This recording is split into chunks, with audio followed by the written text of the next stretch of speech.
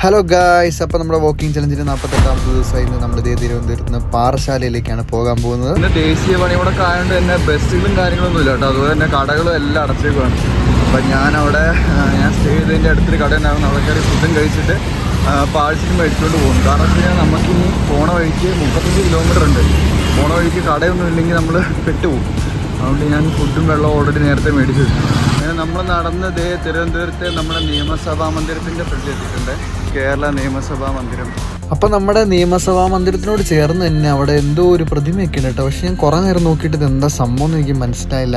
പിന്നെ എനിക്ക് മനസ്സിലായി അങ്ങനെയല്ല നോക്കേണ്ടത്, ഇങ്ങനെയാണ് നോക്കേണ്ടത്. ഇങ്ങനെ നോക്കുമ്പോൾ ഒരു ഫേസിൻ്റെ ഒരു രൂപത്തിലൊക്കെ വരുന്നുണ്ട്. ഇതിലേക്ക് നോക്കുവാണെങ്കിൽ നമുക്കിവിടെ ചന്ദ്രശേഖരൻ നായർ സ്റ്റേഡിയം കാണാവേ. സിന്തറ്റിക് ട്രാക്കും കാര്യങ്ങളൊക്കെയാണ്. പിന്നെ എൻ്റെ അവിടെ എന്തോ പള്ളിയൊക്കെ ഉണ്ട്. ഇവിടെ ഒരു പള്ളിയുണ്ട്. നമ്മൾ ആദ്യം ദൂരെ നിന്നേ കണ്ട പള്ളിയാണ്. സൈഡിലേക്ക് നോക്കുവാണെങ്കിൽ നമ്മുടെ റിസർവ് ബാങ്ക് കാണാം. ഒരു ചേട്ടൻ ലോക്കായി ഇപ്പോൾ ഓർമ്മിപ്പിക്കുന്നത്. നമ്മളങ്ങനെ ഓരോ ഇടവഴി ഷോർട്ട് കട്ടൊക്കെ പിടിച്ചത് കരമന ജംഗ്ഷനിൽ വന്നിട്ടുണ്ട്. ഇനിയിപ്പോൾ ഇവിടെ നമുക്ക് ലെഫ്റ്റ് എടുത്ത് വേണം പോകാൻ ആ വഴി. അങ്ങനെ കരമന ബ്രിഡ്ജായിട്ടുണ്ട്. നമ്മളെ തിരുവനന്തപുരം ജില്ലയിൽ കൂടെ ഒഴുകുന്ന നദികളുടെ സ്ഥാനം നോക്കുവാണെങ്കിൽ കേരളത്തിലെ 17ാമത്തെ നദിയായിട്ട് നിൽക്കുന്ന നമ്മുടെ കരമനയാറാട്ടോ ഈ താഴേക്കൂടെ ഒഴുകുന്നത്. ഇത് നേരെ സഖ്യപർവ്വതത്തിൽ നിന്ന് ഉത്ഭവിച്ചിട്ട് അറബിക്കടലിലാട്ടോ ചേരണേ. ഏകദേശം 68 കിലോമീറ്ററാണ് ഇത് ഒഴുകുന്നത്. നല്ല 8ൻ്റെ പണിയാട്ടോ എനിക്ക് കിട്ടിയത്. കാരണം ഞാൻ ഇന്നലെ 2 കുപ്പി വെള്ളം മേടിച്ച് വെച്ചായിരുന്നു. ആ വെള്ളം തീരുകയും ചെയ്തു, ഫുഡാണെങ്കിൽ കഴിക്കുകയും ചെയ്തു. ഇനിയിപ്പോൾ ഒരു കുപ്പി വെള്ളത്തിന് വേണ്ടി എവിടം വരെ പോകണമെന്ന് എനിക്കറിയില്ല. ഒറ്റയിടത്തും തുറന്നിട്ടില്ല, എല്ലാം അടച്ചിട്ടില്ല. അപ്പം അങ്ങനെ നടന്നു വരാൻ നേരത്താണ് നേമത്തുള്ള നമ്മുടെ അഗസ്ത്യം കളരി കാണുന്നത്.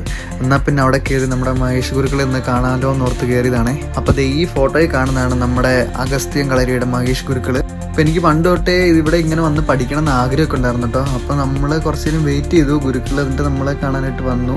വർത്താനമൊക്കെ പറഞ്ഞിട്ട് എന്നെ അകങ്കളരിയും പുറംകളരിയും എല്ലാം കാണിച്ചതിനായിട്ട് കൂട്ടിക്കൊണ്ട് പോകണേ.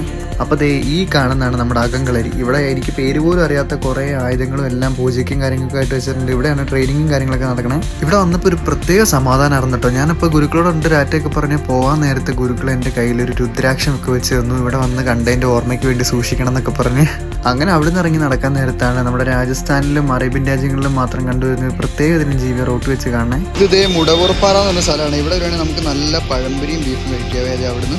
അങ്ങനെ ബാലരാമപുരത്ത് നിന്ന് നടന്ന് നമ്മൾ നെയ്യാറ്റിൻകര കയറിയേക്കുവാണേ. അവസാനം നമ്മൾ പാറശാല എത്തിയിട്ടുണ്ട്. സമയം രാത്രി 11 മണി കഴിഞ്ഞ്. സമയം രാത്രി 12 മണി. എല്ലായിടത്തും കയറി ചോദിച്ചു. ഒറ്റയെടുത്ത് റൂമില്ല. റൂമുണ്ട്, പക്ഷെ അവർ ഓൾറെഡി നേരത്തെ ബുക്ക് ചെയ്യണം. പിന്നെ കുറേ എണ്ണമൊക്കെ ഫില്ലായി എന്നൊക്കെയാണ് പറയണത്. ഓക്കെ, നമ്മുടെ ഇന്നത്തെ വീഡിയോ കഴിഞ്ഞു. ബാക്കി നാളെ.